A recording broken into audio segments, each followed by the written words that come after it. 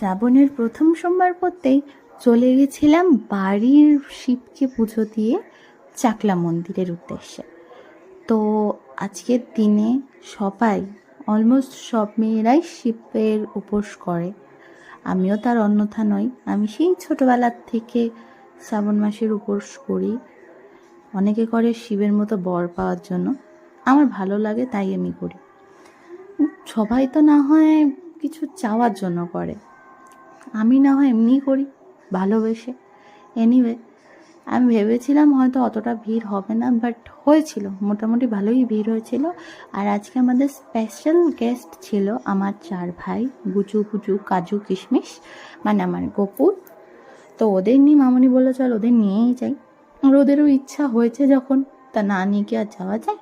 তো ওদের নিয়ে গেছিলাম, দেন ওখানে পুজো দিয়ে, লোকনাথ বাবাকে পুজো দিয়ে ওদের নিয়ে একটু বিশ্রাম করছিলাম। আফটারঅল বাচ্চা তো, বাচ্চাগুলো আর কতক্ষণই বা এদিক ওদিক ছুটবে।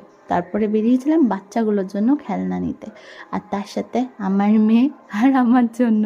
আমি জানি এবার অনেকে বলবে কি ন্যাকা এই বুড়ো বয়সেও খেলনা কেনে, বাট আমি মনে করি তোমার পছন্দের জিনিস কেনার বা সেটা নিয়ে খেলার কোনো বয়সের সীমা নেই। তোমার যখন যেটা করতে ইচ্ছা করবে তখন সেটাই করো। আমার ছোটোর থেকেই আমি পুতুল খেলনা নিয়ে থাকতে পছন্দ করি, তাই আমি কিনি। এতে বড় ছোট বলে কোনো ব্যাপার নেই। এনিওয়েজ, খুব বৃষ্টি ছিল আসার টাইমে, বাট থ্যাঙ্কফুলি যাওয়ার টাইমে সেটা ছিল না। সো খুব ভালো হয়েছে। বাট আসার টাইমে বৃষ্টি ছিল বলে একদিকে বাঁচোয়া, কারণ ওয়েদারটা খুব গরম ছিল। আর আসার সময় আমাদের বাড়ি থেকে বেশ কিছুটা দূরে একটা নতুন ক্যাফে খুলেছে, তো সেখানে আমি গেছি বাবার সাথে। বাট মামনি আজকে ফার্স্ট টাইম চা খেলো। আমি চা লাভার নই, বাট ওখানের চাটা আমি বেশ ভালোই খাই। ভিডিওটা কেমন লাগলো জানিও তো।